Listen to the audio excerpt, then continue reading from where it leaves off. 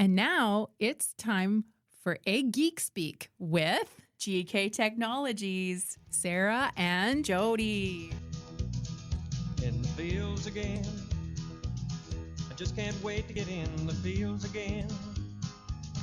The life I love is spreading potash for my friends, and I can't wait to get in the fields again. No, I can't wait to get in the fields again. welcome back to another episode of Ag Geek Speak. Today, Sarah and I are going to be talking about all things spring. So, thinking about what we need to be thinking about as we prepare our maps for the spring planting season, thinking about what we need to be doing to make sure our controllers are in good shape, just thinking about spring.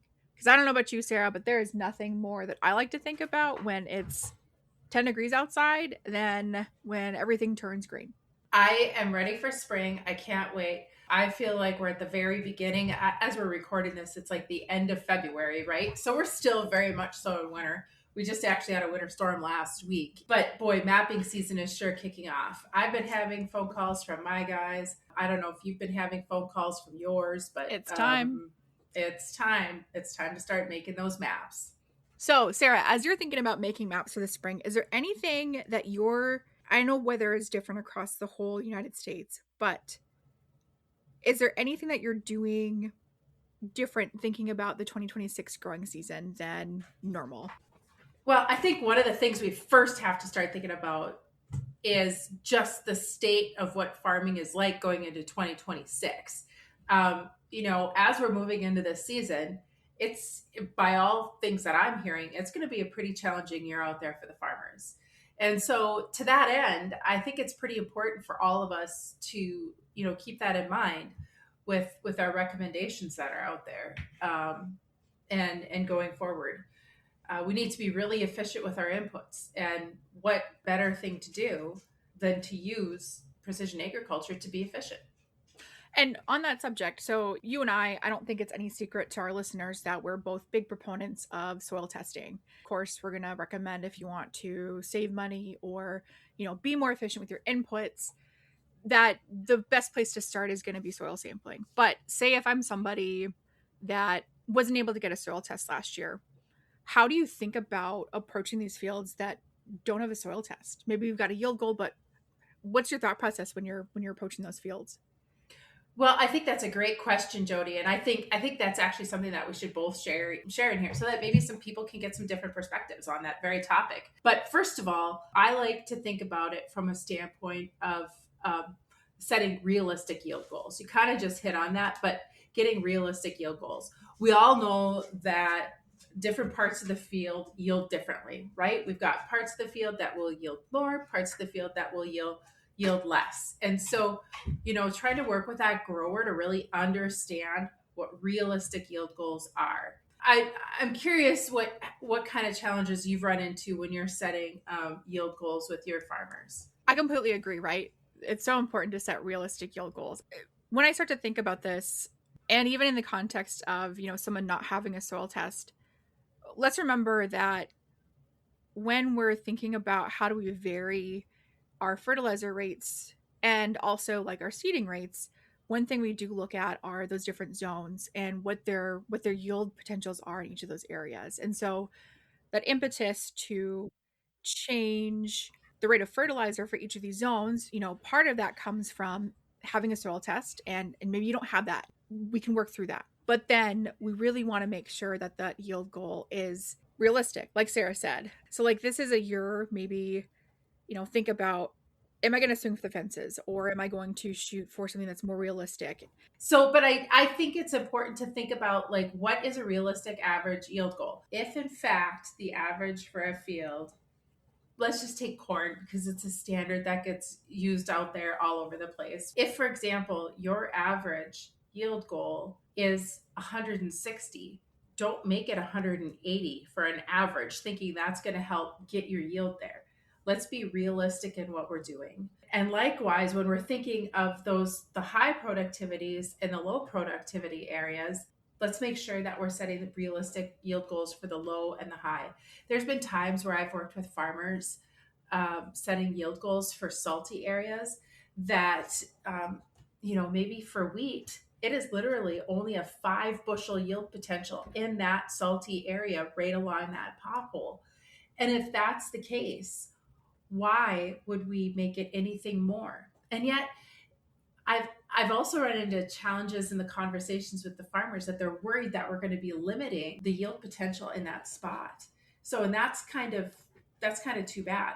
But it's true, right? I mean, farmers have trouble thinking that if we set that realistic yield goal, that's only 5 or 10 bushels of wheat in that really low yielding area, that it's going to bring down the entire yield production potential for the entire field.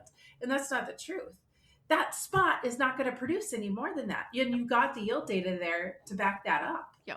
And I've got 2 comments to make on this. The first one is like, okay, so thinking about, okay, so you didn't soil sample this past year. And one thing, if you're in an area that has a lot of salinity, what we typically do when we make maps, at least within GK, we'll mod out those areas that are salty areas and low producing versus areas that are low producing for other reasons, like hilltops or maybe sandy spots, etc. But my point with this is that often those salty areas, your fertility is not the limiting factor, right? Mm-hmm.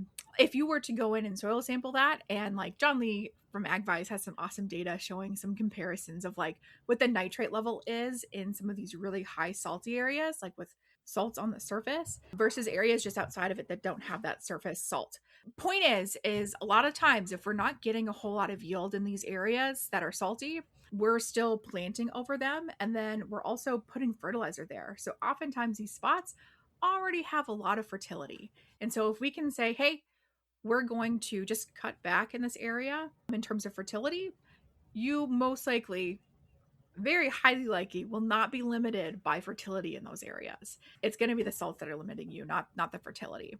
But that leads me to another thing I want to talk about, especially for coming into spring, unless you have some more comments to make on yield goals, Sarah.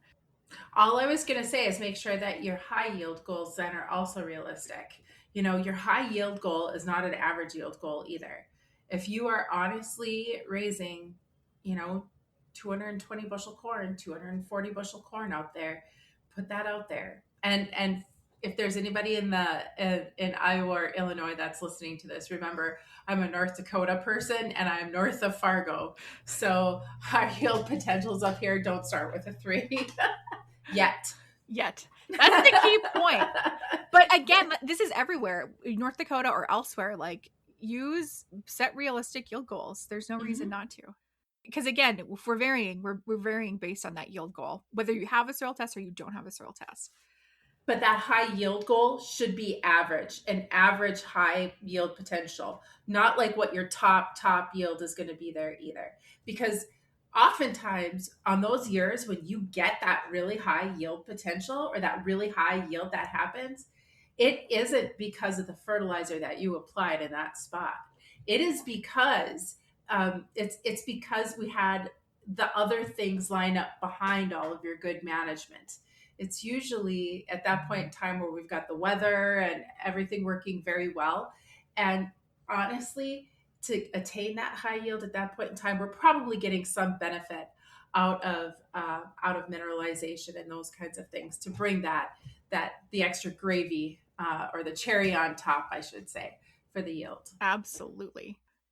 Nice weather, nice corn growing weather, good moisture, awesome for mineralization. But can we predict when that's going to happen? No. So just make sure you pick your, realistic yield goals, realistic high yield goal. If you're going to get the cherry on top in that yield, it'll be there. Just be realistic.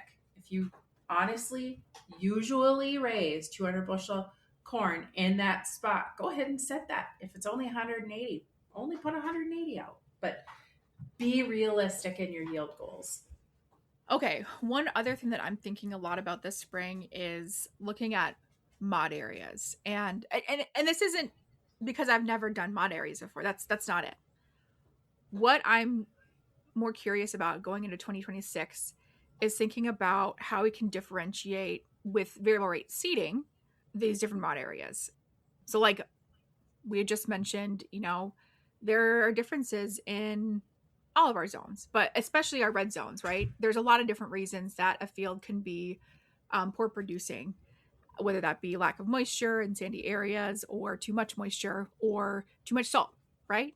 And we've talked a lot, at the Ag Geek Insights meeting earlier in February about using RVRT seeding to take advantage of or think about managing those bad spots differently, right? Like with soybeans, if we've got a salty area or an area that's got really bad IDC, we want to bump up that population because that sucks up that water and helps make those conditions better. It's counterintuitive, right? Because we think bad area, let's cut back our corn rate.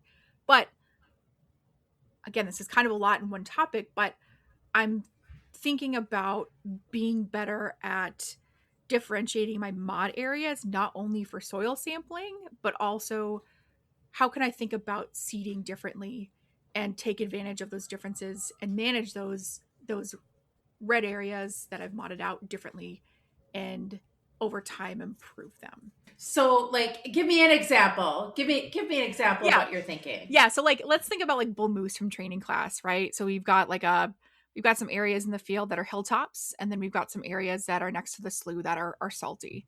And so like, if I was a soybean producer, I would increase the rate around the slough in the salty areas, and then I'd probably keep an average rate up on the hilltops just because I know that I don't want to increase, right? Because I don't want to waste money, and I know that moisture is probably limiting, but I'd want to make sure that I'm not cutting back my rate so much so that I've got at least some soybeans that are keeping the soil from blowing off the hilltop. What would you do in that situation, Sarah? You know what? I think seeding rates are such an interesting thing to think about because there are so many different places where we can use variable rate seeding rates for different reasons. And soybeans is a huge topic of conversation. So you're talking about, for example, in some salty areas or maybe areas that have a lot of high carbonates where we're going to start having problems with iron chlorosis. Yeah, of course, raise your seeding rate in those areas. It gets to be more expensive to produce those soybeans, but you might actually get something. So that is really the right way to manage those issues. But you get to a hilltop, and yeah, of course you're going to be dealing with something like drought up there. But to me, now we're starting to think almost more of a corn situation. In corn, if I'm in a sandy area, I do really like to back off that seeding rate, quite a bit actually. And I've gotten fairly aggressive with some of my corn seeding rate reductions on those sandy areas. And the feedback that I've gotten has actually been pretty impressive. So in the past, where someone would flat rate their corn seed, at a standard 32,000, for example, across the entire field, that hilltop didn't produce anything. But when I'm dropping it down, to 24,000 or 22,000 or something like that, he's like, I got 40 bushels out there. And so now, okay, 40 bushels of corn. That is not an impressive yield. I get it. That's better than nothing. It's better than zero. And the savings on the seed input itself is such a big deal. So, so I always think that's interesting. But soybeans to me can sometimes act a little bit differently depending upon where you are. You get onto some of these lighter soils, maybe not like the true sandy soils, but we also seem to be having some pretty major issues with white mold in some places as well. And so I've actually been working with some farmers on maybe reducing some populations in some areas where those beans get really tall and very lush, and trying to get to, so that we can get more airflow through the plants and maybe prevent some of that white mold. I think too, like because soybeans and corn, like the population is similar in some ways, but it's also different. Like corn can't compensate like soybeans can. And like even in like my lifetime as an agronomist, just in the past like 10 years, guidelines of like how many soybeans we should be planting have changed so much. And so I guess like thinking about it, I would encourage everyone just to try it and think about how you're going to adjust, or like think about, what's an area that I'd really like to improve, either getting, and this is every crop, right? We work with a lot of different crops All of us. But what are your goals? Exactly, right? exactly. Think about, if you want to get a stand of something in an area, think about how can you adjust your seeding rate to get a stand. But yeah, that's a very different goal than, say, increase my yield on my hilltops, or decrease the presence of white mold in this part of the field. So absolutely think about, Or manage iron chlorosis in this part of the field. yeah. And there's some other crops where this can really play into some things too, dry beans, for example. I can think of a couple of spots out in fields that I worked with where the dry beans would get very tall and lush and kind of back in a corner by some shelter belts, very prone to white mold then. And so, you want to be careful. You don't, when you're trying to do white mold management, you don't want to get too carried away with reduction of planting populations either, because you don't want to hurt your yield. And another thing that's critically important to always remember when we're reducing our planting populations is weeds. Our number one defense against weeds is canopy, crop canopy. And so we have to make sure that we've got enough seed out there that we're getting to canopy at a somewhat decent time frame. And then we get into the conversation of like solid seeded versus row spacing. So like, of course, like just think about these things, or like just be cognizant of the whole picture of, yes, we might have the same population across two different planting setups, but that will look different in terms of how that comes up architecturally and whether or not there's row closure or not at a certain stage in the summer. But yeah, I mean, again, I encourage, play around with it, experiment, do something different that you didn't do last year. Have you ever had a farmer call you up and just be like, hey, I've heard all this stuff about variable rate seeding. Can you help me do that? Literally last week. Yeah, exactly. But I think there's a lot of infatuation with variable rate seeding, but sometimes they don't always know like why or what. So usually when I get that question, I'm like, yeah, sure, I can help you with that. But let's talk about why do you want to do this? What are we doing and why? Absolutely. If there's a specific, like, I've heard a lot of people like it. If that's their answer, like, help them to ask those people, what did they like about it? And is this applicable to your property too? Your fields. Yeah. Cause it goes back to what you said before, Sarah, having a really specific goal in mind is going to be super helpful, and to make sure that you're not wasting a cost or time in something that isn't going to get you what you want in the end. Mm-hmm. And honestly, we could write any map that anyone can dream up. I mean, it's so funny because I can't remember the last time that I had to tell someone I couldn't create some kind of map that they had in their head. Might not always know how to do it like right off the bat. I might have to like think about a couple things until I get there, but we can literally like make anything pretty much, which is super fun. Go ADMS. Hey, Jodi, are you thinking about soil pH at all this spring? I'm thinking about soil pH all the time, Sarah. It's a never ending. Selfishly, I think a lot about low soil pH. How are you thinking about soil pH this spring, Sarah? I'm just surprised. I think there's a lot of thoughts about soil pH, both from raising and lowering soil pH. And it's, I guess the one recommendation that I'm going to make is just make sure you're working with a solid agronomist on all that stuff so that you get good information about how to manage inputs with that. Because there's some interesting information running around out there on that topic these days. Are you trying to tell me, without directly telling me, that there's a lot of talk about elemental sulfur going out to reduce pH? Honestly, I don't know if it's elemental sulfur per se. I definitely think there is some of that. I attended a meeting this winter where it was certainly brought up. But then also, I understand that there's some individuals that might want to actually just put acid through pivots now, irrigation pivots. Well, if you can find some good... All I'll say is this. Be careful and know your costs about managing pH. Just remember, pH is a bulk soil property. And in order to change it, whether that be increasing it with lime or decreasing it with an acid, you're going to need a lot of product in order to make a change on a level that's noticeable to the crop. So most of these things, if you want it to work, it's going to be expensive. If you're going to do something that somebody's saying that is going to work and it doesn't cost you very much, like $1 or $2 an acre, I'm going to tell you right now, there's a very good chance, like 99, 100% chance, that it's not going to work and not going to do what you are thinking that it's going to do. So again, with inputs as they are, this is bottom of mind in terms of my priority is decreasing pH. Also, with some of these things too, with a concentrated acid or anything like that, if you're starting at like a 7 or a 6, it can get out of hand quickly. Just be careful. Yeah, I had the chance once upon a time to go to the state of Washington, and the state of Washington, they have got such a big variety of crops out there, and they'll try to dabble with a lot of different things. And in one of those areas, they were actually trying to dabble with raising blueberries.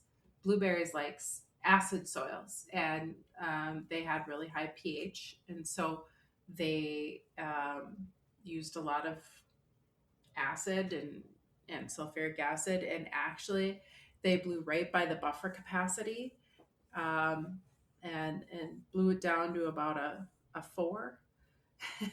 There's no lime around at all to bring it back. So you just be careful. Just be careful. Find a good resource for agronomy information. It's okay to ask questions. Usually, if it sounds too good to be true, it probably is. Ask for some peer-reviewed information. If you're getting different information from different places, maybe not a bad idea to kind of step back for a little bit and think about that. And on a year like 2026, when we've got input prices to the level that they are, it's something to really watch and be careful.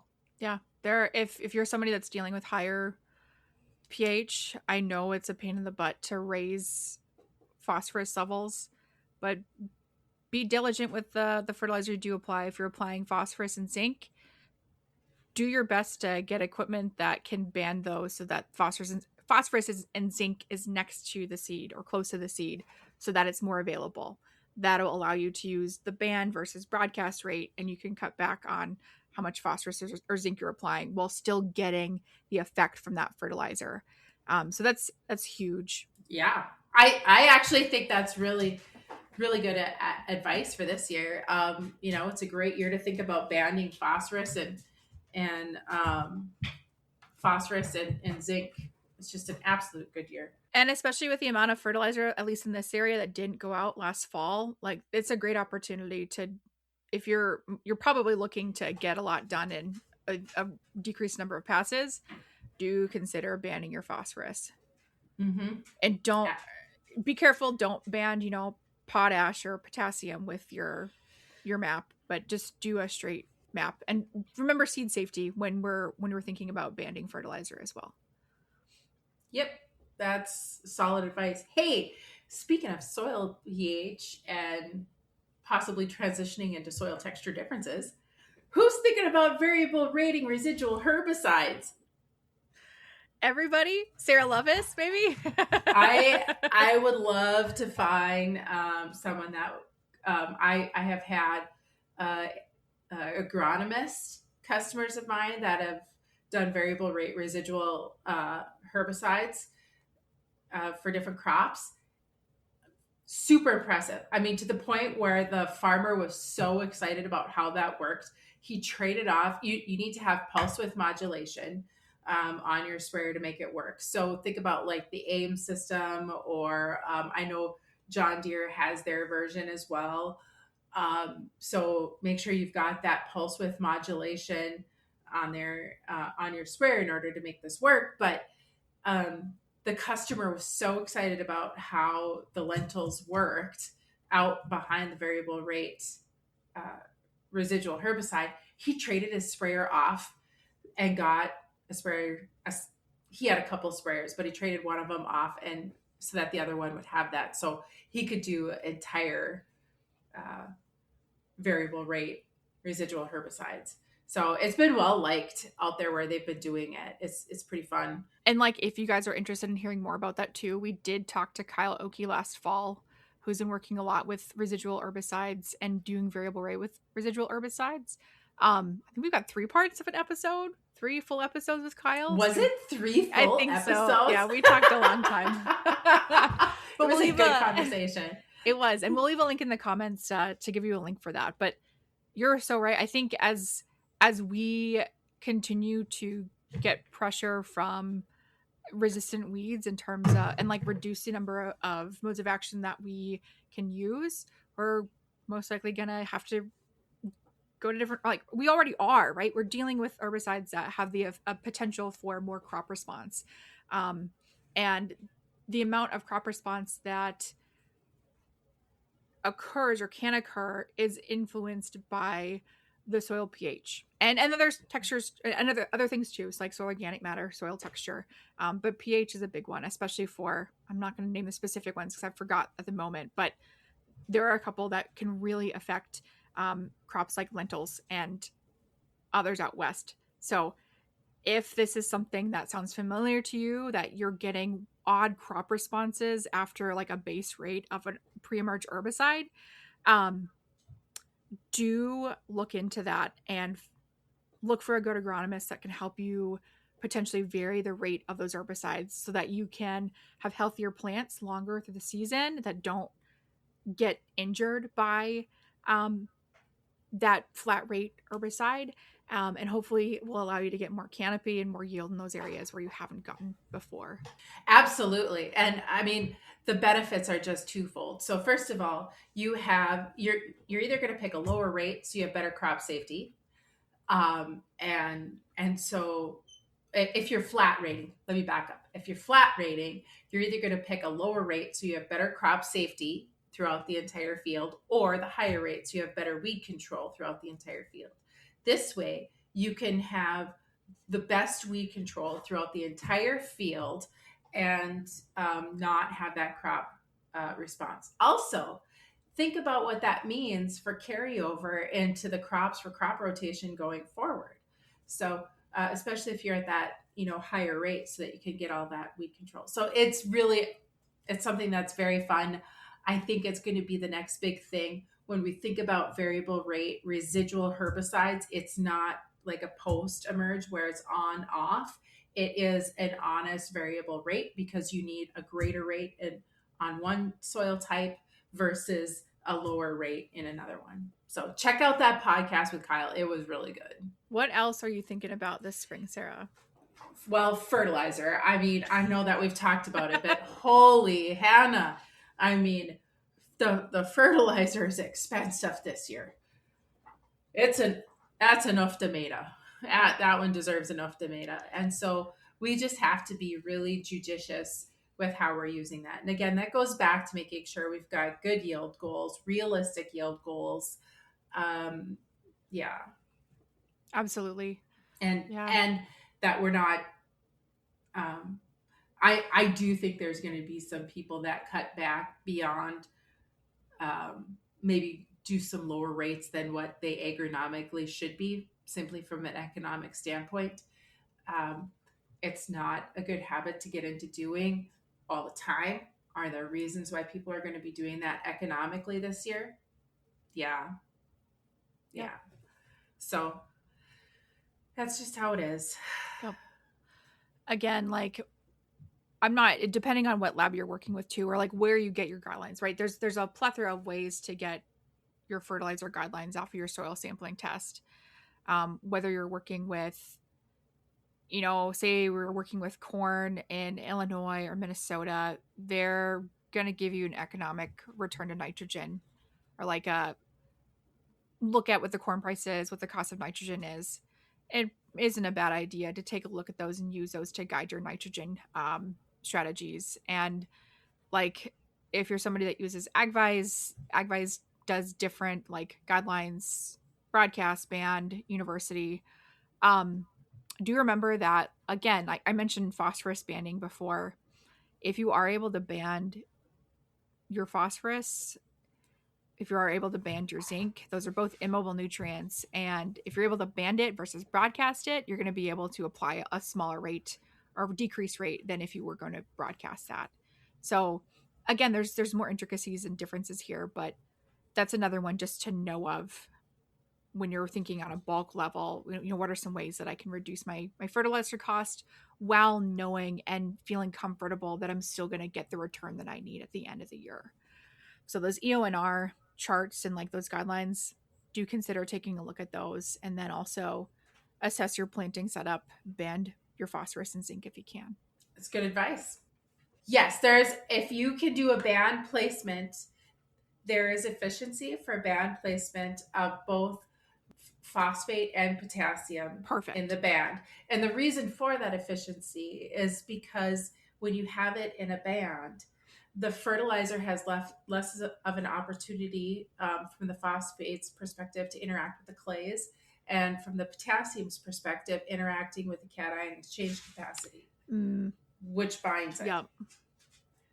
So that's where that efficiency comes from. And so generally, if you're in a band setup like that, you can take those rates, and apply 2/3 of what a normal rate would be pretty safely. So, yeah. Again, if you've never used a seed safety rate calculator and you're doing more banding, do find the seed safety calculator and think about it. Think about your moisture conditions and think about where your seed is placed.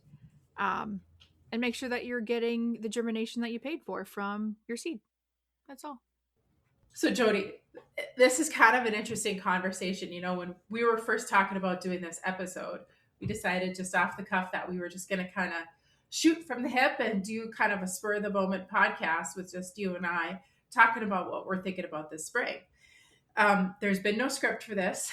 And honestly, it's been a really fun conversation. Yes. And you say the word script, and I realize the one thing we haven't really talked about is like a whole lot of map making or prescription writing. But we should do that maybe, huh? But I think the biggest thing I'm thinking about for script writing is like, just encouraging, if you're somebody that writes scripts and you're working with folks that are getting them into their controllers, encourage them to power them up before the spring, right? Encourage your growers to have them powered up. Make sure there's no mice that have test the cables. Prescriptions. Yes. And then just make sure to get the test prescription, especially if it's somebody that you're working with that's new and has never, used that before. Help them make a test prescription. There's a section in the ADMS manual that walks through how to do that and set that up. Make sure that the files that you're writing to, if you're sharing your files via USB to get into the controller, or you're sharing them via some sort of online platform, make sure that the way that you're sending them is readable by the program. It's getting to the controller. Make sure there's no issues in communication there, because if we can get some of these things ironed out before we get to planting season, everybody's going to be happier. A lot better. Yes. Yep. And yeah. And figure out it's so funny because people, when I'm working with people, the first thing that I'm always asking them is, what kind of controller do you have? You'd be surprised the number of people that don't know the kind of controller that they have. Or my favorite, it just takes a shapefile. They don't realize that different controllers have different parameters around shapefiles. And so, yeah. And that's okay. Like, until you're around it for some time, like it at least to me, like as a newbie in the area, like it was so confusing, and like kind of opaque as to what would work and what wouldn't work in each controller. And I will say, again, for all of you that have the ADMS manual, I'm sure you're all thinking of the matrix that exists in the manual. And it continues to exist in the 2026 version of the manual. So, and it's funny. It's like the most valuable page of the whole manual. That will help you figure out, what's needed by these different controllers. And of course, there's new things coming out. If you've got a good handle on those, I don't know. Point I'm trying to make is have that page. That'll get you through the vast majority of the controllers that you're going to come across if you're working across multiple controllers. Yeah, I think that's that's really important. And I know we didn't talk per se a lot about map making or like what buttons to push and different things to do necessarily from a GIS perspective, but everything that we talked about so far in this conversation are all the things that I'm thinking about when I'm making those maps. Yeah. That's where I start. That's how I, Right. With the end goal in mind, it's kind of funny because like, yeah, when you're making a map, sure, you're at least like for me, I'm looking for images that help me, but you're right. My success isn't defined by like if the numbers match up or when I'm looking at like the matrix, it's like, will this satisfy what like the grower's looking for in the end? Mm-hmm. Is this going to actually, like, there's no point in making a map if it doesn't make agronomic sense, if it isn't gonna agronomically benefit the farmer. Yeah. So, yeah. Oh, I love a good opaque answer, opaque thought. But like it, but really, right? Like I think about I'm working on some fertilizer guidelines right now, and like that takes so much more time, at least for me, than it does, sticking the numbers in and writing a prescription. Like writing the prescription is a super easy part. But working through the guidelines and coming up with the blends and stuff, that's the hard part. Like that's the part that you have to think about. Yep. And getting that to where it needs to be. Yep. Absolutely. This is a good conversation, though. We've covered a lot of topics. I think we've hit on a lot of things. I hope that the audience enjoyed listening to just some of these things to think about before spring. I hope they don't get too annoyed listening to just me and Jodi, although Jodi is always fun to listen to. But here we are. You obviously are not my husband talking. Just kidding. I'm very quiet at home, so he's probably like, Jesus, Jodi, say something. But that's okay. No, I think this is a good conversation and probably, stuff that all of our customers are thinking about and thinking through. Mm-hmm. And Sarah, I value your expertise and your experience so much. So thank you very much for sharing. Well, and I right back at you, Jodi. I mean, you have to realize for the audience that's out there, Jodi and I have been colleagues. I've been in the industry longer than Jodi has, but we've got some very different experiences. So it's really fun when we get the opportunity to bounce ideas back and forth and learn from each other. It's really great. That's so positive. I love it. Let's just all sing Kumbaya now. Like you joke, but I have audio of Sarah singing, so it which will never surface again. Well, thank you all so much for listening, and come back next time for another episode of Ag Geek Speak. We may or may not have a guest. We'll probably have a guest that's other than our voices. Yeah. But with that, thank you so much, and remember, with GK Technology, we have a map and an app. For that. No, I can't wait to get in the fields again.